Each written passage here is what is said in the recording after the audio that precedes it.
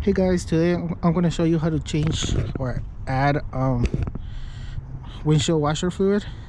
As you can see, this is the summer formula, and I'm in California, so I can use the summer formula throughout winter because it never freezes around here. And as you can see, we got 32-degree protection, so that's good enough for California. But if you're in the East Coast or up north, get the winter formula. That's going to protect you throughout freezing temperatures, because you don't want this to freeze and that could damage your windshield washing system. So get the right formula. Now, as you can see, I just changed my wiper blades, and if you want to know how to do that, check out my video on how to change your wiper blades. Now for this, we're going to pop the hood. I already did that.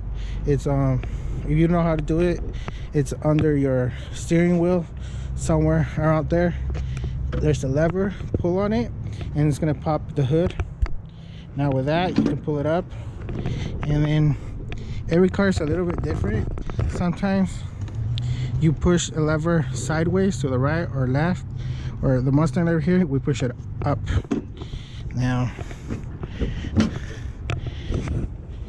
we raise the hood, and usually we're gonna have the hood prop right here. Every car is a little bit different. Some have like pistons that automatically go up, others have a prop right here that you can use it. And if you look on top of your hood, there's gonna be somewhere that points where the prop goes, and here we have a little arrow that says prop, so it goes right there.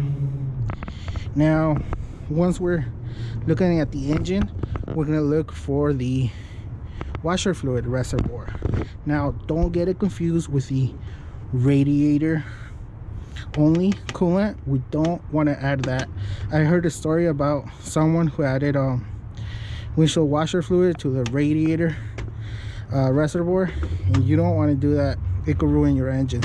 So in order to find it, have a look around, and on this car we have it right here, and as you can see, it says right there, washer fluid. Plus, if yours doesn't say washer fluid, look for this symbol, which is basically the windshield with the water going around, and that's how you know it's your washer fluid. Now just simply open it, and you're free to add as much as you want. You can add it all the way to the top, but I don't like to do that because when you're going around a corner, you're going fast, that might spill a little bit. So we're gonna add only until we see the water right here at the bottom. So because this goes sideways and down, so once we see the water right here, that's good enough.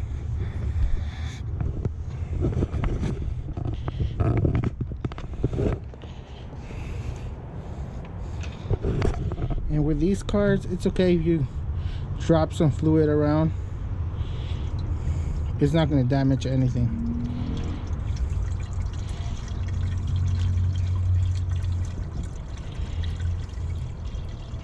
And this is going to be like a half a gallon left. I should go and buy some more, because these can take like a gallon, a whole gallon. As you can see, there you go. We got some washer fluid there. Since I only got a little bit, I'm going to fill it some more, but usually I would just stop right there. I mean, that's it.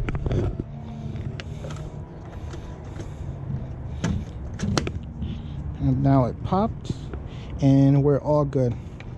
Now you can also take this opportunity to check out your engine. Some of the things you can check out is throw this away. You can check your dipstick to check your oil.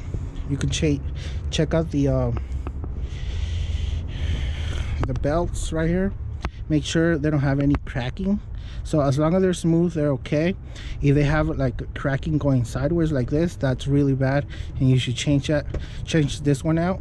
Now on this car, we only have one belt, as you can see, so it's always good to carry a spare belt, and it's really easy to change if there's an emergency. All I have to do is check the tensioner, And that's it, and put on the new one, which is very easy. Alright guys, thanks for watching, and until next time.